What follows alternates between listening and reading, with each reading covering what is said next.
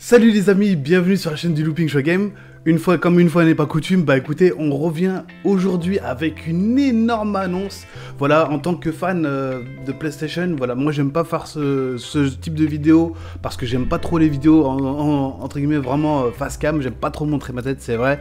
Mais aujourd'hui, je suis obligé de ramener ma fraise pour vous expliquer quelque chose de super sympa les amis, c'est-à-dire que Sony, à part si vous habitez sur une autre planète, bah, je pense que tout le monde a déjà vu bien sûr la vidéo sur la nouvelle manette que Sony annonce, c'est-à-dire la DualSense. Donc nouvelle manette, changement de nom. Alors c'est vrai qu'on a connu Sony avec la DualShock 1, 2, 3, 4 jusqu'à la PlayStation 4. Maintenant on a la DualSense. Alors qu'est-ce qui va changer? Bah, déjà, pour moi la chose principale que j'ai vue c'était que le bouton Share sautait. Donc en fait on a que les deux boutons, vous savez, qui sont sur option, et le nouveau bouton qui va s'appeler Create à gauche et à droite, du petit pavé tactile. On aura une batterie avec une assez longue autonomie.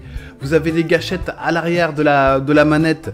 À l'arrière de la manette, vous avez des gâchettes qui vont être avec une sorte de sensibilité accrue.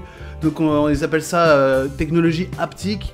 Dans le sens où vous allez avoir, par exemple, imaginons que vous jouez et vous tirez à l'arc, et ben vous aurez de la pression de l'arc quand vous tirez l'arc vers l'arrière et que vous le relâchez en fait. Donc vous aurez cette sensation là.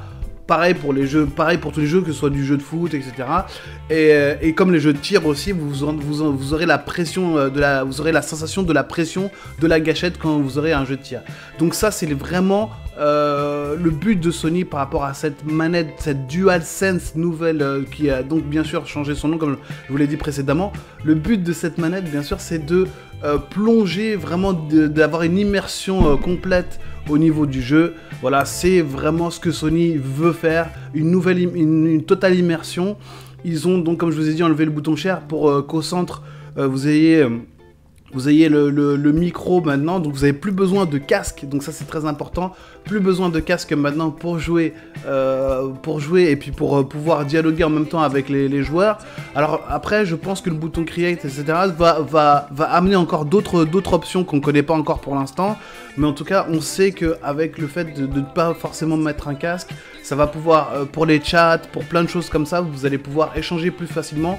Donc en fait, l'immersion va être vraiment beaucoup plus intense, et c'est ce que cherche Sony, cherche vraiment, entre guillemets, on rentre dans la télé maintenant pratiquement, en fait, on n'est pas loin de rentrer dans la télé, c'est vraiment l'objectif de Sony, voilà, c'est vraiment d'avoir une totale immersion, c'est très très important, c'est pour ça que je reprends un peu ce mot-là, immersion, parce que c'est vraiment très important.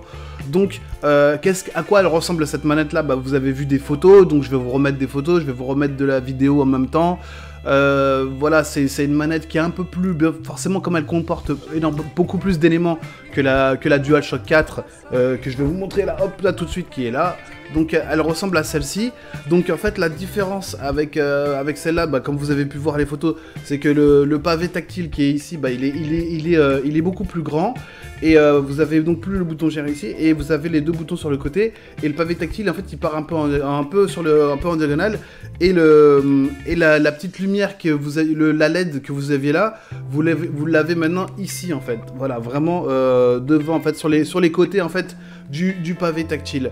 Donc après, vous avez, comme je vous ai dit, le microphone à l'avant, en fait un micro, bah, comme il y avait un peu sur la DualShock 4, sauf que là vous n'avez pas besoin de mettre de casque, comme je vous ai dit.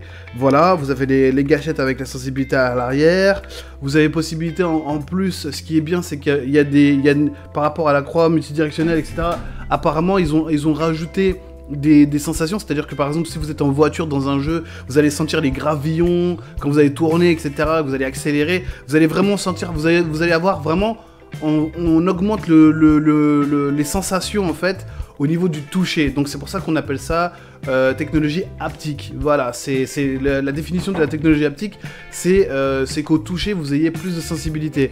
Alors cette technologie en fait, PlayStation, Sony, ils voulaient absolument, ils voulaient l'intégrer au niveau de la PlayStation 4 Pro, si je dis pas de bêtises. Mais le problème de la PlayStation 4 Pro, c'est que ça allait faire bien sûr une différence entre les joueurs ceux qui ont la PlayStation 4 classique, puis même les premières versions, et ceux qui jouent à la PlayStation 4 Pro. Donc forcément ça allait faire une différence de jeu. Déjà que la PlayStation 4 Pro elle est quand même un petit peu au-dessus au niveau des compétences. Vous savez qu'ils l'avaient sorti par rapport au PlayStation VR, hein, ces petits rappels. Pourquoi la PlayStation 4 Pro ils avaient fait une mise à jour, c'était parce qu'ils avaient vu que le PlayStation VR n'était pas encore au niveau, donc c'est pour ça qu'ils avaient ressorti aussi cette PlayStation 4 Pro. Après ils avaient déjà aussi annoncé que la PlayStation 4 Pro, bah, ils allaient forcément comment dire, donc ils allaient forcément sortir à chaque fois une mise à jour de leur console. Donc c'est vrai que moi ce qui me fait un peu peur, c'est qu'on va investir tous entre peut-être 400, 500 euros, parce qu'apparemment ils vont pas trop changer les prix, peut-être que ce sera un peu plus cher, mais je pense que ça va être à peu près à ce niveau-là, au niveau des prix, hein. On peut, moi je vous dis mettez 500, 600 euros de côté au pire, parce qu'il y a peut-être des packs avec des jeux, des trucs comme ça qui vont sortir dès le départ. Avec, vous savez, les premiers Uncharted, avec peut-être sûrement un nouveau God of War qui va être dingue, donc tout ça. Donc forcément, je vais être obligé de l'apprendre parce que c'est des jeux qui sont pro Sony, hein, bien sûr, hein, qui sortent que sur cette console. Donc le truc, c'est que, bah écoutez, bah moi j'attends encore plus d'informations par rapport au bouton Create. Je pense que je vous ai à peu près tout dit, bah voilà, au niveau globalement de cette manette. Voilà, je fais cette vidéo à chaud. Si j'oublie des détails, bah écoutez, j'en rajouterai. De toute façon, je vous mettrai... alors, ce qui est bizarre, c'est que j'ai une vidéo d'une manette qui s'appelle DualShock 5. Et la DualSense, c'est encore une autre manette. Donc, je vais vous mettre un peu les deux vidéos que j'ai. Et je vais vous mettre les différentes photos. Ah oui, ce qui est très important, c'est que c'est aussi, bien sûr, la manette, comme vous avez pu constater, elle a deux couleurs. Donc, elle est bigou maintenant. Donc, moi, ça me fait vraiment penser un peu...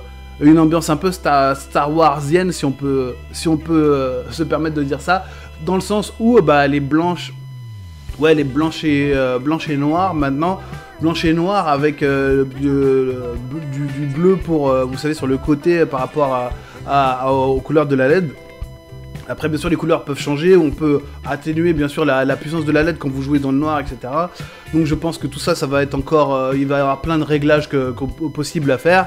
Voilà, au niveau de l'autonomie de la batterie, apparemment, ça va être une autonomie vraiment beaucoup plus, au-dessus de ce qu'on avait sur la DualShock 4. Donc ça va être sympa, vous allez pouvoir avoir une longue expérience de jeu avant de recharger votre batterie.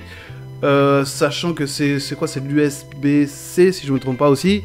Donc voilà, au niveau de la manette, vraiment je vais bien revoir un peu chaque point par point. En tout cas, sachez que la console sortira, on va bientôt avoir, bien sûr, maintenant je vais refaire une vidéo, bien sûr, avec peut-être plus de précision et surtout sur la PlayStation 5 elle-même.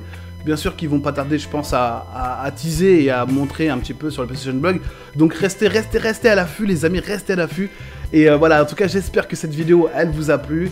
Lâchez votre pouce bleu, c'est très très important pour le référencement. Je vous ai dit, pour qu'on puisse avancer, pouvoir faire des lives, j'ai besoin vraiment des 1000 premiers abonnés. Vraiment, c'est très très important. On est là, on lâche pas, on est motivé. Surtout, faites très attention à vous, lavez-vous bien les mains, confinement oblige, restez à la maison. Et je vous dis à très très bientôt pour une nouvelle vidéo. C'était le cast du Looping Show Game. Ciao ciao les amis, prenez soin de vous. Bye bye, ciao ciao.